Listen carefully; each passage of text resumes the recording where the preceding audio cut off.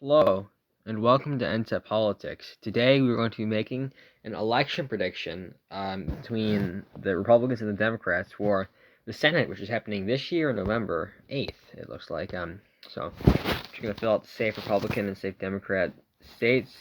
We got all these. These ones shouldn't be too controversial. Remember when Missouri, people were just coping with Missouri. Also, Ohio's going to be safe, too. Yeah, Iowa, I forgot about Grassley. Washington's going to be interesting, but I think I'm going to put it safety until I have some more info. Could be likely. We'll see. Hawaii, Alaska, I think that it's probably going to be an R versus R in Alaska. New York, Vermont, Connecticut. I hope Kerry Rehab can somehow win. Maryland, I don't know. I think I might make a video about what's going to happen in Maryland. Hogan's going to be interesting, but until he declares, I'm going to put it safety. And then I think Florida is also safe. Rubio won by a huge margin in 2016.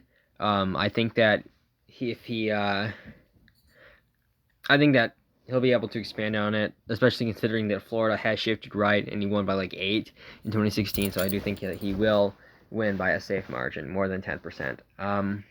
So next, Illinois might be likely. Could be safe. It could be likely, but I mean, it is a red trending state, and it's only about D plus 16, and R plus like 5 years. I think it's very possible this could be likely. Tammy Duckworth, not the most popular incumbent, so we'll see what happens there. And Colorado, I don't know.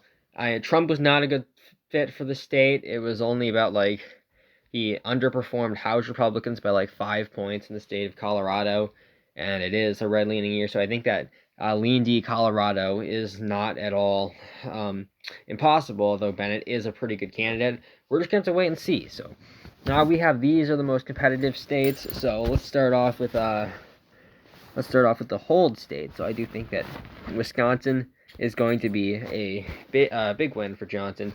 Mandela Barnes is just destroying himself, so I do think that Wisconsin is likely R. That should not be too controversial. Johnson has a fairly strong showing in suburbs. He's seen he won Door County by a safe margin. In 2016, I expect him to win it by about 7 this time. He'll probably do very well in Waukesha, Ozaki, probably would Kenosha by about 5. Although Kenosha is more of a populous suburb. So I do think that Wisconsin will be likely R, and I do think North Carolina will also be likely R, because Democrats do not have a good candidate. They only have Cherry Beasley. Jeff Jackson has dropped out, and Beasley is like a DSA person. She has been campaigning with Cori Bush, and that's not going to end well for you, especially in a state like North Carolina.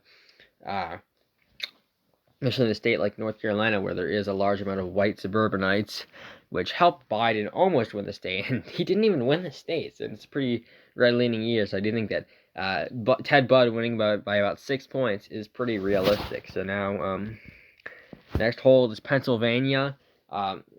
Dr. Oz is a good candidate. I think he'll be able to get the suburbs out, and if Trump endorses him, we'll get the rurals out just fine. I mean, I'm not a super big fan of Dr. Oz. I do think there is better candidates, and I think either way it is a lean R race, but he'll win there. So then the final hole is New Hampshire. Maggie Hassan is, I don't know. New Hampshire's a weird state. The thing is that New England is really weird with their elections, because they've always been super weird with their elections. But in a lot of here's an analysis. In California, in a lot of these college areas, Virginia, in a lot of these college areas, Biden, McAuliffe and Newsom actually outperformed. They actually outperformed 2020, and in the rest of the state it shifted right. So there are white working class areas in New Hampshire, but a lot of it is very white, very college educated areas, and it's a lot of these areas that might actually be overperformance for Dems. So I think it is tilt D for now, just because Sununu is not running. We don't have a good candidate. We'll see if we get one, but we'll see. So the last races, Georgia, Herschel Walker. No question, he's going to win the primary. He's a legend in Georgia, and he'll be able to do well in the suburbs. I think he'll get normal numbers with blacks. He'll get maybe like 10% if he's lucky. But I mean, it is a black versus black race. It's going to look like, so it's not going to affect minority turnout too much. But Herschel Walker, very popular, and he has been running a fairly solid campaign. I think he will be able to appeal to the suburbanites, and I think he will be able to appeal to the rurals because of Trump's support. And he's just a legend in Georgia, and I think he's going to win. And right there, that's the Senate control for the Republicans. And then I think then we'll go with Arizona. Arizona's only like a D plus 0.3 state, and it is more of a populous state, so I do think it is a Democrat state overall, probably. But a lot of the suburbanites are probably not too happy with Biden. His approval is not that strong in Arizona, so I do think that Blake Masters or Mark Brnovich, whoever it is, but I don't think. I mean, Brnovich is not really running a serious campaign. It looks like. I mean, he literally just makes videos throwing nunchucks up in the air. So I think that they both could win for sure. I think that.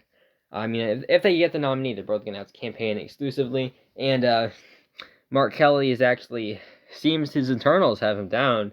He's actually caving on the filibuster, it looks like, but that was expected. But it really would not have mattered anyways, because even if that was the way it had to go, there's a mansion and cinema. But I think that Arizona is going to be red. Just Biden so disapproved of in the state, and Mark Kelly. I mean, the astronaut appeal is really wearing off with his support of Biden and political polarization. So I do think Arizona is lean R. And same thing with Nevada. And now Nevada is a very suburban state. It is like 80% suburban or something.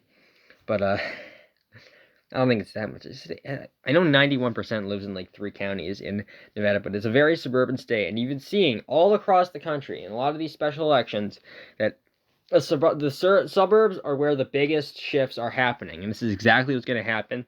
Lake Salt is a very strong candidate for the suburbs, very strong for the rurals. The rurals don't matter in Nevada, but he'll get the rural vote out, he'll get the suburban vote out, and I think that the general Hispanic shift in Nevada is really going to put Lake Salt over the top. I think he'll win by about 2 or 3 points. So that's my prediction: 53 for the Republicans, 47 for the Democrats. Not my most optimistic prediction. I have bumped up some of the margins a little. Some races that could be interesting. Washington, Maryland. I'll make a video about Maryland maybe. If you guys are interested in that, it'll probably be like a video essay that like my last 2 videos about or my last 2 videos. It was the gerrymandering and the populism video. So I might make a video like that on Hogan running in Maryland, where I do think that it could spice the race up a lot in Maryland. So thanks for watching my video. Make sure to like and subscribe. Tell me what you agree with, what you disagree with in the comments. Thanks for watching. Goodbye.